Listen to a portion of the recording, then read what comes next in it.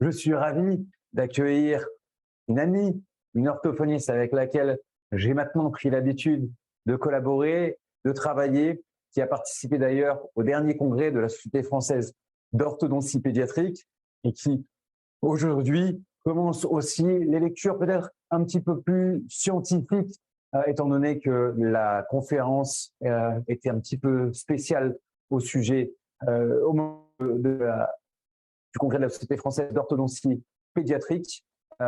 Clémence qui apparaît sur vos écrans à tous et qui va vous expliquer la pratique quotidienne d'une orthophoniste avec le Frogimore, de quelle manière est-ce que l'on peut l'inclure dans une pratique quotidienne sans transformer la manière que l'on avait de travailler depuis toujours, mais simplement en ajoutant une option supplémentaire. Clément, c'est à toi. Je te laisse partager ton écran et débuter ta conférence. On se retrouve d'ici très peu de temps pour la séance de questions-réponses. Bonjour à tous. Bonjour à Guillaume. Merci à Guillaume et au docteur Fellus et à toute l'équipe du Frogimos de m'accueillir aujourd'hui dans le cadre des Froggy Days et de me permettre de présenter un petit peu mon travail au quotidien. Alors, comme Guillaume l'a si bien dit, mon but là dans cette conférence, c'est vraiment de vous présenter ma pratique quotidienne avec le Frogimos. Donc, il ne va pas y avoir énormément de théories, etc. C'est vraiment de vous présenter mon quotidien pour vous montrer comment moi j'introduis le Frogimos avec mes patients, comment je m'en sers, comment j'évalue un petit peu leur progrès et tout ça. Alors, je commence par vous me présenter un petit peu pour ceux qui ne me connaissent pas. Je m'appelle Clémence Barrière, je suis orthophoniste depuis 2016 à Lille, du coup dans le nord de la France, pour ceux qui ne seraient pas français et qui ne connaissent pas. Et du coup, je travaille dans le domaine neuromyo-fonctionnel depuis environ 3 ans. Et je travaille avec le Frogimos comme outil depuis janvier l'année dernière, donc depuis presque 1 an et demi. En fait, pour la petite anecdote, Guillaume m'avait contacté parce que je suis administratrice d'un groupe d'orthophonistes françaises sur Facebook. Et il m'avait contacté pour écrire un post sur le groupe au sujet d'un webinaire qui était réservé aux orthophonistes françaises, qui permettait d'expliquer un petit peu le fonctionnement du Froggy, etc. Et à la suite de ce webinaire, en fait, on a reçu chacune ou chacun un exemplaire gratuit de Frogimos. Moi, j'en avais commandé quelques-uns en plus. Et du coup, on a pu tester par nous-mêmes pour voir si on avait des résultats avec nos patients, etc. Et comme j'ai été convaincue, c'est pour ça que je suis là aujourd'hui et c'est pour ça que je l'utilise toutes les semaines, quotidiennement dans ma pratique. Alors, au niveau du Frogimos, comment je fais pour savoir à quel moment je le présente aux patients, quand est-ce que je démarre, le Frogimos avec eux. Moi, en prérequis, ça me semble super important, je travaille d'abord la respiration nasale. Au niveau des fonctions romeo, si elle est touchée, bien sûr. En général, elle l'est quand même, surtout si la déglutition, elle l'est. Mais du coup, je démarre vraiment le travail sur la respiration nasale.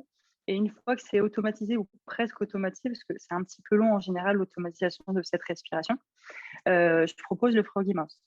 Pour moi, c'est vraiment essentiel parce que quand on respire par la bouche, on a forcément une position de langue basse. Et du coup, comme Guillaume le disait tout à l'heure, faire lever une langue qui a l'habitude d'être en bas tout le temps dans la bouche, c'est toujours un petit peu plus complexe. Et je trouve que de commencer par rééduquer la respiration nasale en amont, ça aide pas mal. Le deuxième petit prérequis que je mentionne ici, c'est que le patient soit prêt à l'accepter. En fait, moi, j'ai beaucoup de patients qui ont aussi des troubles alimentaires pédiatriques en plus de leurs troubles oromio-fonctionnels. Et du coup, c'est des patients qui ont parfois des troubles sensoriels, une appréhension vis-à-vis de la bouche et de ce qu'on pourrait y mettre, etc. Donc, pour moi, c'est vraiment essentiel que le patient soit prêt à l'accepter et qu'il accepte lui-même. Même si c'est un enfant, il faut que lui soit OK quand même. Bon, je les force pas, promis. Et à quel âge je propose le Frogimos? Alors, moi, je l'utilise énormément en fait avec les enfants, effectivement. Je commence vers l'âge de 3 ans, quand ils me sont adressés assez tôt. En général, j'utilise de 3 à 7 ans à peu près en moyenne. Au-delà de 7 ans, j'estime, alors après, vous allez voir, j'ai des patients qui font un choix quand même différent, mais au-delà de 7 ans, en général, mes patients ont la maturité pour pouvoir travailler la déglutition de manière délibérée et pas de manière automatique comme le Frogimos le propose. Et du coup, c'est un petit peu plus rapide pour avoir cette déglutition adulte. Parce que vous allez voir, le Frogimos, il faut attendre quelques semaines avant que ça se déclenche parfois. Et du coup, ça me permet de gagner un petit peu de temps. Mais toujours, si les patients sont d'accord, vous verrez ça après, je vous parlerai d'un petit cas comme ça. Je vous ai préparé une petite vidéo. Alors, je vous ai dit, le but aujourd'hui, c'est vraiment de vous mettre en plein dans ma pratique. Donc, je vous ai fait une petite vidéo vraiment comme si je présentais le Frogimos pour la première fois à des patients. Donc, c'est vraiment ma manière de présenter. Enfin, il n'y avait personne en face de moi, mais j'ai vraiment fait comme si. Donc, je vous laisse un petit peu avec la vidéo pour vous montrer comment j'explique ça aux familles quand elles sont présentes au rendez-vous. J'essaye qu'elles soient présentes, bien sûr, au maximum, mais pareil, je reviendrai un petit peu dessus.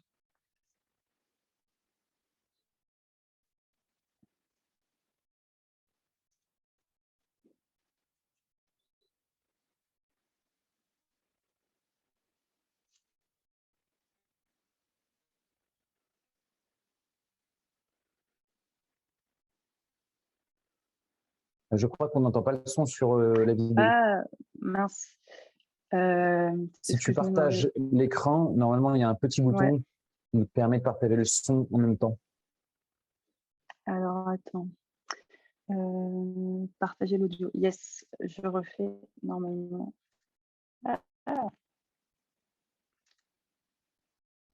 L'audio.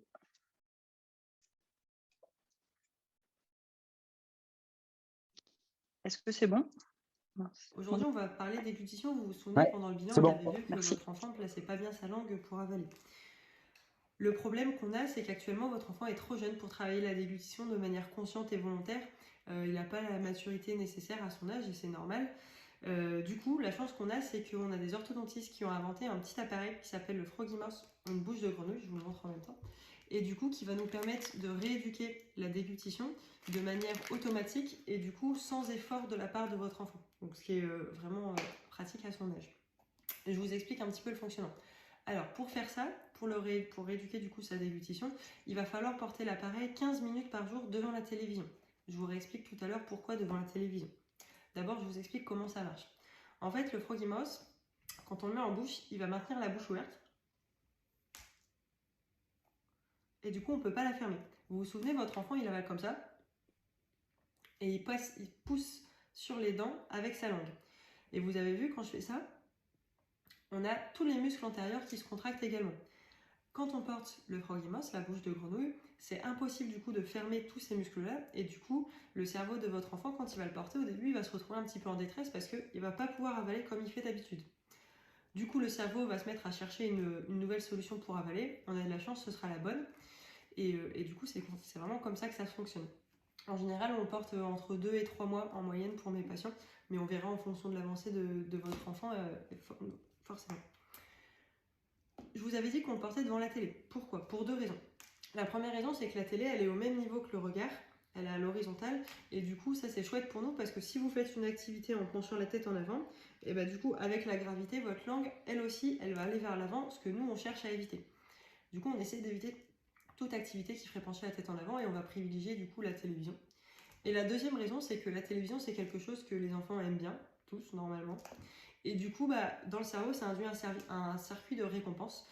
Le cerveau est content de regarder la télévision. Donc du coup, il va associer la nouvelle déglutition qui va être correcte avec quelque chose de motivant et d'agréable. Et du coup, on a plus de chances que le geste moteur se pérennise et s'automatise par la suite. Je vous explique ça aujourd'hui. Je vous donne les petits fascicules pour vous expliquer. Je vous laisse en rediscuter à la maison avec papa, etc. ou maman si besoin. Et la prochaine fois, vous me direz si du coup vous êtes OK pour travailler avec. Voilà pour la petite explication que je donne aux parents.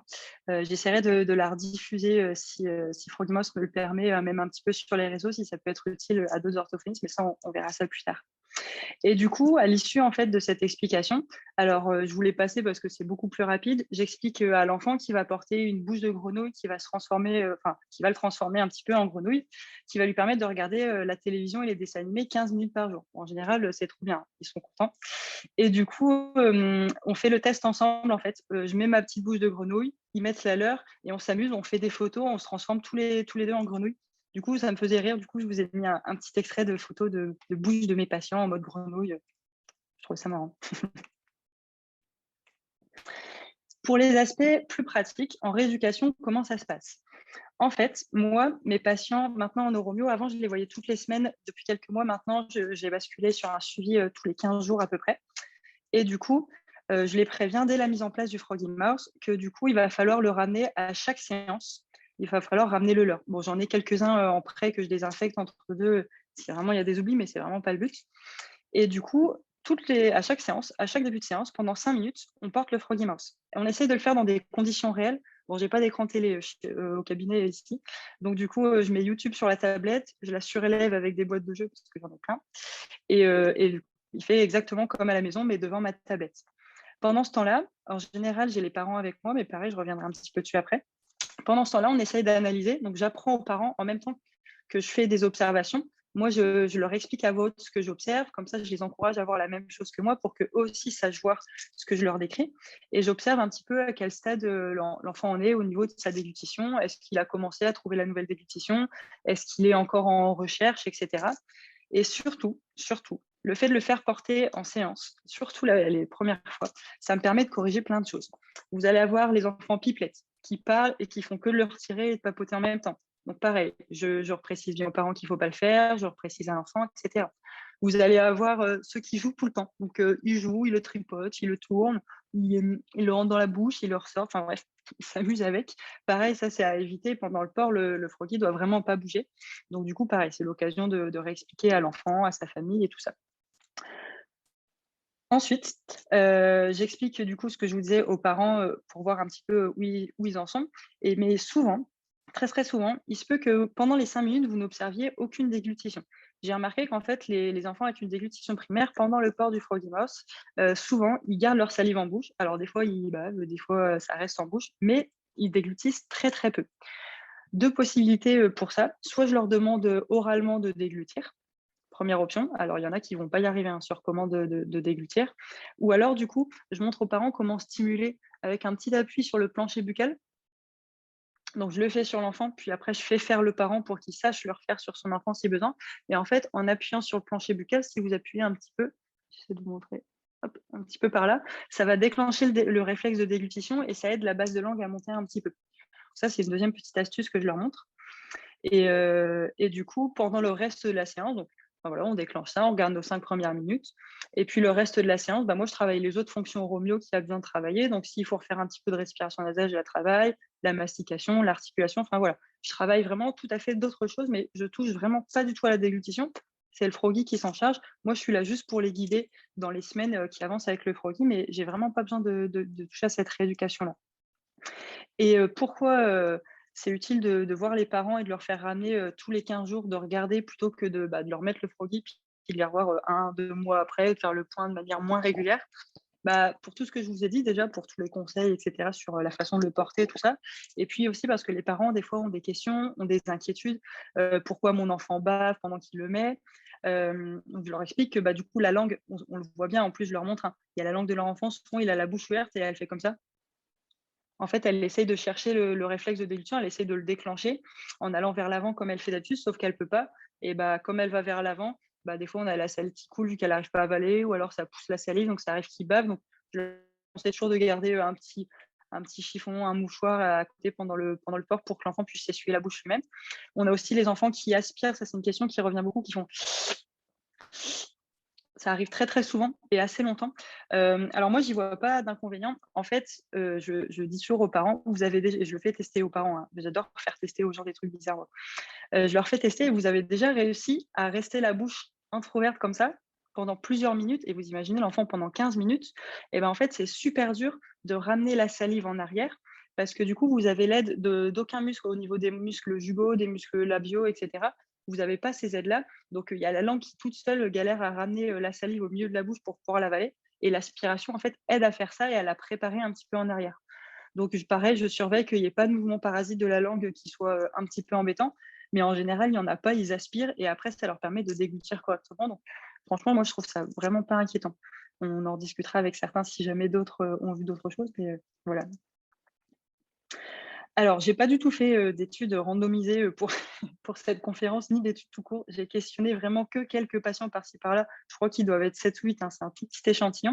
Mais je voulais vous montrer un petit peu le retour direct des parents sur l'utilisation du Froggy Mouse pour vous montrer que c'est pas moi qui dis qu'il accepte facilement, etc. C'est un vrai retour de mes patients qui ont fait des votes sur un petit Google Form. Alors, je leur avais posé la question, est-ce que votre enfant accepte facilement le Froggy Mouse? Alors, ils ont tous répondu oui, de mémoire, sauf une patiente. C'était une patiente qui avait des troubles alimentaires pédiatriques assez costauds. Donc, du coup, forcément, la période d'adaptation a été un peu plus longue que les autres. Mais une fois qu'elle s'était adaptée au Frogmouse, après, elle le portait les 15 minutes sans souci. Je leur ai ensuite demandé si c'était facile d'y penser.